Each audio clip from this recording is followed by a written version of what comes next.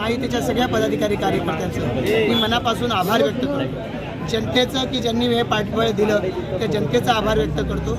त्याचबरोबरीनं भाजपच्या कार्यकर्त्यांच्या इतकंच परिवारातल्या ज्या ज्या कार्यकर्त्यांनी आम्हाला मदत केली आहे, अन्यान्य संघटनाच्या सर्व सहकारी सदस्यांनी मदत केलेली आहे आणि योगी आदित्यनाथजी यांनी सांगितलं बटेंगे तो कटेंगे, याप्रमाणे आज खऱ्या अर्थानं प्रत्येकजण आज या महाराष्ट्रामध्ये या निवडणुकीमध्ये जर यश मिळालं नाही तर महाराष्ट्र प्रचंड मागे लोटला जाईल आणि त्यामुळे आज या देशामधला माणूस टिकला पाहिजे, हिंदुत्व टिकलं पाहिजे। याच्यासाठी ज्या ज्या संघटनांनी आम्हाला पाठबळ दिलेलं आहे, कुठलाही अपेक्षा न करता या ज्या सर्वांनी आम्हाला पाठबळ दिलं त्या सर्व सहकारी पदाधिकारी कार्यकर्ते आणि सर्व संघटनाच्या कार्यकर्त्याचं मी मनापासून आभार मानतो। पनवेलकरांना आमदार मिळाला, मंत्री मिळेल का पनवेलकरांना? मला खात्री नाही, मला माहिती नाही, पण मला आमदार बनवलं याच्यात मी समाधानी आहे।